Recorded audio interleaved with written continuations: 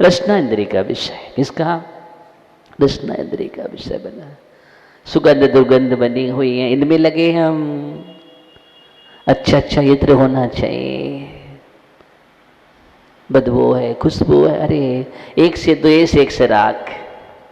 क्या कर रहे हैं? एक से द्वेष कर रहे हैं, एक से राग कर रहे हैं। चक्षु इंद्रिय का विषय बना रहे हैं। किसी को हरा पसंद है तो किसी को नीला पसंद है, किसी को काला अच्छा लगता है, किसी को पीला, किसी को लाल, किसी को धवल, इनमें भी लगे। और कोई सारे गामा पाधानी में लगाया है। क्या कंठ है, क्या सुर है, क्या कान में शब्द आ रहे हैं। बिना संगीत के काम नहीं चलता है। कोई संगीत की मगर दुनिया में चले, कर्म इंद्रिय का विषय बना रहे हैं। ये सब क्या है? इसी में लगे हैं। आचार्य ये कह रहे हैं ये द्रव्य संसार जो है, पुद्गल संसार जो है, एक भुक्तुर्जिता मुहुर मोहान मया सर्वे पुद्गला उच्चिष्ट तेस्व्यो मम विज्ञस काश प्रहा। इष्टोपदेश में आचार्य पूज्यपाद स्वामी लिखते हैं, देखो भुक्तुर्जिता, जो तुमने भोगा है उसको तुमने छोड़ा है। क्या किया है? जो तुमने भोगा है उसको तुमने छोड़ा है। और मोहर मोहर बार बार छोड़ा, बार बार ग्रहण किया है, बार बार मल बन करके गया, उसके परमाणु बिखरे, वो परमाणु फिर नए रूप में आ गया, फिर तुमने भोग कर लिया, फिर तुमने छोड़ दिया। भक्तोर्जिता मोहर मोहन मया सर्वे पुद्गला। मया माने मेरे द्वारा, सर्वे अपि एक भी ऐसा पुद्गल नहीं जिसको तुमने भोग न किया। मया सर्वे भी पुद्गला उच्चिष्ट, इसलिए आचार्य कह रहे हैं उच्चिष्ट है, बमन है, उल्टी है। तेषु तेसु अद्य मम कास्प्रहा, जो विज्ञ है, ज्ञानी है, वो इसमें इच्छा नहीं करता है, स्प्रह नहीं करता, अभिलेषा नहीं करता है, उसमें राग नहीं करता है। लेकिन जो विज्ञ नहीं है उसी में राग देश करता रहता है। पूरा का पूरा सब्बे भी पुगला खलु एगे भूतिया हो जीवने अस्यम अनंत कुत्तो पुगल पर्यठ संसारे। आचार्य कुंद कुंद स्वामी भाषणोपेक्षा ग्रंथ में लिख रहे हैं, अस्यम अनंत कुत्तो, इसमें अनंत बार भोगा है। कितने बार भोगा है? और सब्बे भी पुगला खलु, जितने भी पुद्गल हैं, एक जीव की कहानी बतला रहा हूं, क्रम से भोगा है। अगर ये परमाणु है, इसको क्रम से एक भोगा, फिर दूसरे को भोगा, तीसरे को भोगा, चौथे को भोगा, जितने अनंत परमाणु है सबको अपना भोग का विषय बनाया क्रम क्रम से। बीच में कई बार अक्रम हुआ, उसकी गिनती नहीं है। लेकिन फिर भी तुम्हारी दशा क्या है? सोचो। ये द्रव्य संसार की कहानी बतला रहा हूं। ये पुद्गल संसार, द्रव्य संसार भी दो प्रकार का है, कर्म संसार, नो कर्म संसार। ये नो कर्म की चर्चा की है। और कर्म है, 8 प्रकार के कर्म होते हैं, उसके भी पुद्गल जो परमाणु हैं उसको भी तुमने विषय बनाया। एक बार नहीं, जितने भी, चाहे ज्ञानावर्णी के, दर्शनावर्णी, वेदनी, मोहिनी, आयु, नाम, गोत्र, अंतराय, ये 8 कर्म के तुमने जो परमाणु हैं, कारण वर्णाएं हैं, इन सबको विषय बना बना करके क्या किया तुमने अपने जीवन में? ये परिणामों की दशा है। ये सबको क्रम क्रम से भोगने का नाम पुद्गल संसार है। कौन सा संसार है?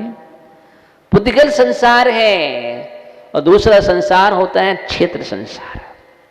कौन सा है? क्षेत्र संसार का मतलब है लोक में एक भी ऐसा स्थान नहीं है, क्षेत्र नहीं है जिस स्थान पर तुमने जन्म मरण ना किया हो। सब मिलो क्षेत्र कमसो, क्रम से संपूर्ण लोक में इसने एक एक प्रदेश में जन्म लिया है। किसमें? एक एक प्रदेश में जन्म लेकर के क्रम से पूरा तुमने पूर्ण किया है। कितना? 14 राजूतंग नवलोक पुरुष संठान। उसके एक एक प्रदेश अनंत बार जन्म मरण किया है तुमने। तुम कहते हो ये मेरी भूमि है, ये मेरा क्षेत्र है। क्या है तुम्हारा? किसकी तुम बात कर रहे हो? आज व्यक्ति एक एक गज भूमि में, एक एक भूमि में, इतने इतने फुट भूमियों में, थोड़ी थोड़ी भूमि के हिस्से में लड़ता है, झगड़ता है, भाई भाई का शत्रु बन जाता है, परिवार टूट जाता है, एक दूसरे के दुश्मन बन जाते हैं, एक दूसरे को घात करने के लिए तैयार हो जाते हैं। कई लोग तो मार देते हैं, हिंसा भी कर देते हैं, हिंसा पर उतारे हो जाते हैं, परिवार बिखर जाता है, यहां तक कि पिता पुत्र में भी फूट पड़ जाती है, वो भी एक दूसरे के शत्रु बन जाते हैं। सारे संबंध हमारे रिश्ते रिश्त जाते हैं। किसके कारण? क्षेत्र के कारण है। तुमने हमारी इतनी भूमि ले ली। आज देश देश में भी इतने बड़े जंग छिड़ी हुई है, बड़े बड़े भयानक युद्ध चल रहे हैं, लाखों का संहार हो रहा है। किसके कारण? सिर्फ जमीन के कारण। जमीन, हर देश अपनी जमीन को बढ़ाना चाहता है। उसने उस भूमि पर कब्जा कर लिया। अनधिकृत चेष्टा फैल रहा है, बढ़ता चला जा रहा है कब्जा करने के लिए, जबकि पता है ये भूमि किसी की है ही नहीं, ये वसुधा काऊ की ना भाई। भूमि तो वही की वही है, उतनी ही रहेगी, लेकिन तुम चले जाओगे और कुछ नहीं होगा।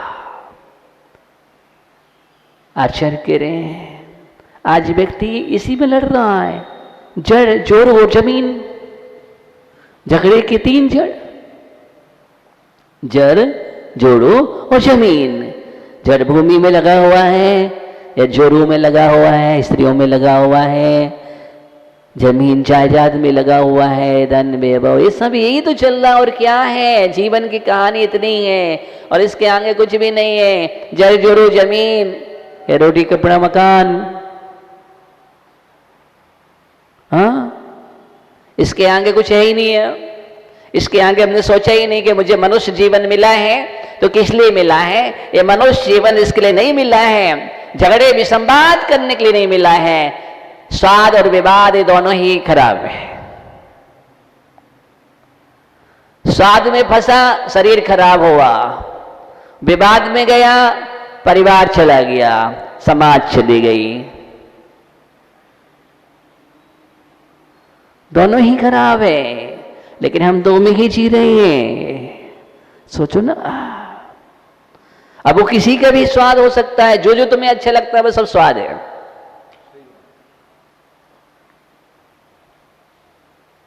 विचार करो, कहाँ हो तुम?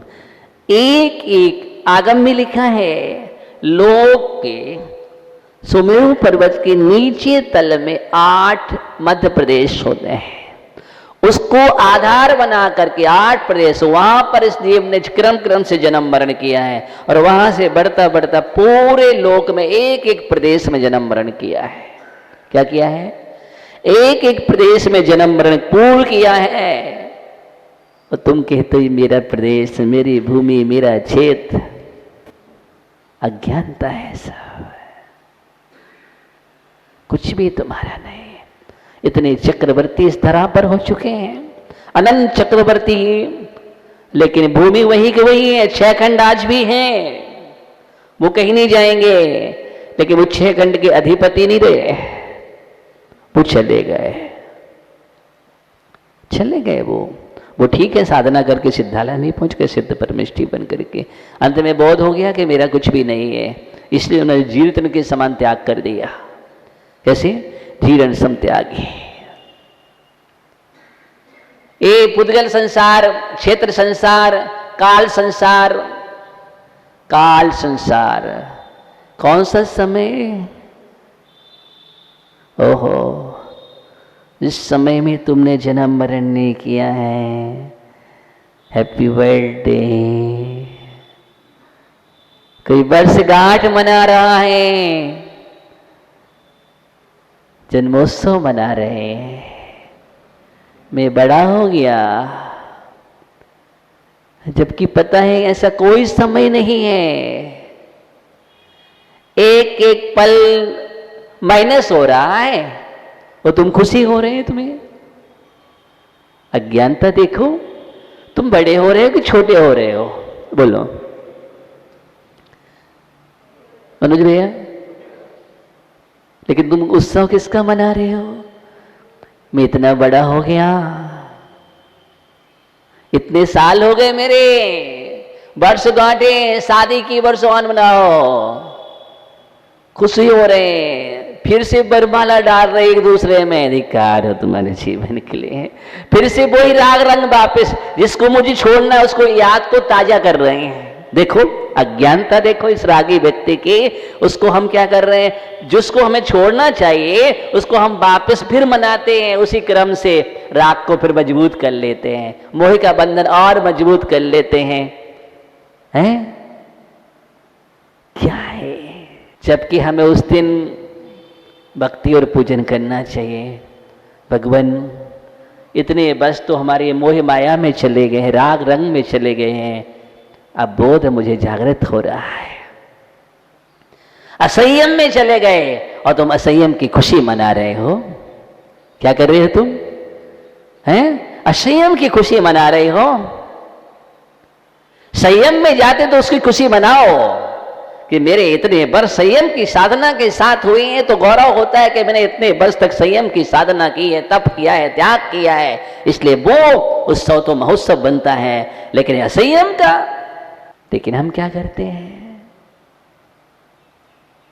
सोचिए, विचार करें। उत्सर्पणी अवसर्पणी, एक कल्पकाल 20 कोड़ा कोड़ी सागर का, 10 कोड़ा कोड़ी का उत्सर्पणी और 10 कोड़ा कोड़ी सागर का अवसर्पणी काल होता है। और इसमें कितने समय होते हैं? बोलो। 20 कोड़ा कोड़ी सागर में जितने समय होता है, उतने समय होने पर उतने बार तुमने जन्म मरण किया है। क्या किया है? जन्म मरण। समय कितने होते हैं? आपने पलक झपकी ना, ये पलक झपकने में कितने समय लगा विजय भैया? असंख्यात समय लग गया। कितना हो गया? ये पलक झपकने में असंख्यात समय लगता है। अब समय की गणना करो तो सेकंडों में, मिनट में कितने समय होंगे, फिर घंटा में, फिर दिन रात में ले जाइए, फिर सप्ताह में, फिर महीने में, फिर वर्ष में, फिर युग में बढ़ाते जाइए तो कितना समय हो। इतने जन्म मरण किया है इसने। एक उस अपनी के प्रथम समय में जन्म लिया, फिर मरण प्राप्त, फिर द्वितीय समय में जन्म लिया, मरण किया, तृतीय समय में जन्म मरण किया, अवसर्पणी में चला गया, उसकी गिनती नहीं है। ऐसे उस सर्पणी के काल को पूरा किया, ऐसे अवसर्पणी के काल को पूरा किया। इसका नाम काल संसार है। और चौथा संसार होता है भव। और भव संसार का मतलब है 4 गतियों में भ्रमण। और 4 गतियों में नरक, त्रियंच, मनुष्य, देव, इनकी जघन्य से उत्कृष्ट आयु पर्यंत आपने जन्म मरण किया है। प्रत्येक में नरक आयु में आप गए, आपने 10,000 वर्ष की जघन्य आयु प्राप्त की, फिर जन्म मरण किया, फिर 10,000 एक समय बढ़ा करके जन्म मरण किया, फिर 2 समय बढ़ा करके किया, ऐसा बढ़ाते बढ़ाते 1 सागर किया, फिर बढ़ाते बढ़ाते आपने 33 सागर पूरे किए हैं। त्रियंश में आए आप, अंतर मुहूर्त में जन्म लिया, लघु क्षुद्र भाव धारण किया, फिर भाव धारण करते करते बढ़ाते बढ़ाते 3 पल तक, ऐसे मनुष्य की 3 पल तक, वो फिर देवों में जाकर के ग्रीव्यक तक 31 सागर तक, क्योंकि सब मिथ्यात के साथ है ये। 31 कितना? 31 सागर तक, जितने वहां भी जगन से लेकर बढ़ाते बढ़ाते बढ़ाते इतनी, कितना बड़ा संसार हो गया है। ये संसार सबसे बड़ा होता जा रहा है, द्रव्य से चित्त बड़ा है, चित्त से काल बड़ा है, काल से भव बड़ा है, और अब आता है सबका जो पिता है भाव। कौन सा संसार?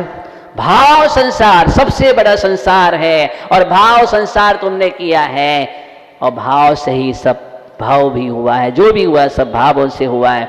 भाव संसार क्या है? थोड़ा सा कठिन हो जाएगा।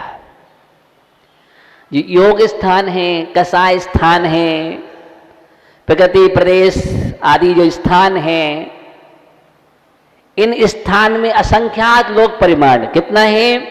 असंख्यात लोक, कसायबद्ध स्थान, योग स्थान, इस सब जो स्थान है, इन स्थानों में इतने भाव हैं, इनमें तुमने जन्म मरण किया है। इन भावों के साथ संक्षिप्त में ये परिणाम, ऐसा तुमने अनंत संसार, अनंत बार जन्म मरण किया है। कोई भी, तो कितनी बार लोग संबंध हुए तुम्हारे स्थापित, जिनके कारण तुम कर्म बंद कर रहे हो ना, ये मेरा बेटा है, वो कई बार तुम्हारा बेटा बना है, वो कई बार तुम्हारा पिता बना है, कई बार वो माता का जीव पत्नी बना है, और पत्नी का माता का जीव बना है, कभी बहन का जीव बना है, कभी भाई का जीव बना है, कभी मित्र बना है।